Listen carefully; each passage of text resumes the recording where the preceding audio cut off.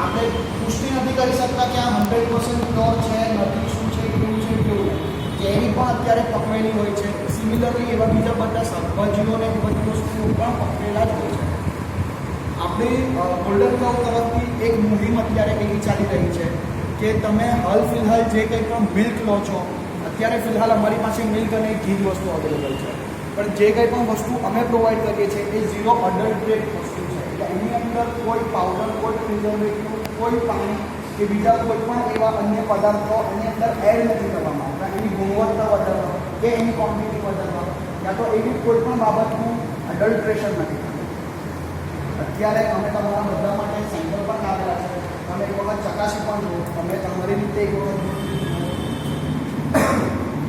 હવે જે 0 અડલ્ટ્રેશન મિલ્ક આપણે લઈએ તો જે અત્યારે ગીર ગાય છે, કે જે બેઝિકલી ભારતીય મૂળની ગાય, આ બધીનું આબોહવા, આ બધી ગાયો ભારતીય આબોહવામાં પલ્લી ગળેલી મોટી થયેલી ગાયો છે. આ બધી જ ગાયોને ભારતીય હવામાન જ સૂટ થશે ને. આપણે ખુદ પણ ભારતની અંદર જ રહીએ છીએ અને એ જ આબોહવામાં મળે છે. આપણા શરીર માટે પણ આ જ ગાયો આપણા શરીર માટે સૌથી શ્રેષ્ઠ છે. હાલ જર્સી ગાયને બીજી ઘણી બધી ગાયો કે જે વિદેશી ગાયો કે એ બધું કહી શકાય. એટલે ભારતીય મૂળની ગાયો છે એની અંદર કુદરતી રીતે જ એવું જોઈએ. એની અંદર આપણે કાંઈ ઇન્જેક્શન કે એવું કાંઈ કરવાની જરૂર નથી. કુદરતી રીતે જ ઇન્જેક્શન લેવું જોઈએ. અને આજે એટલું પ્રોટીન એના શરીરમાં ઘણા બધા ફાયદા છે. જેમ કે જે અત્યારે બ્લડ પ્રેશર, ડાયાબિટીસ છે, આનું કુદરતી રીતે રેગ્યુલેટરનું કામ કરે.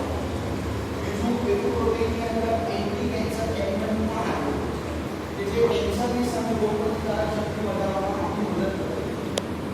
આ બધી જે આયુર્વેદિક વસ્તુઓ છે એ ગ્રેજ્યુઅલ વસ્તુઓ છે. એ બધું એ સડનલી આનું કોઈ આ એલોપેથી કે એવી કોઈ દવા નથી કે તમે દવા લઈને તરત જ આપણે બીમારીમાં સારા થાય. જેવી રીતે આપણે આયુર્વેદને આગળ વધારતા હોય તો આયુર્વેદના જે કંઈ પણ આપણને ફાયદા થતા હોય છે એ ગ્રેજ્યુઅલી થતા હોય છે.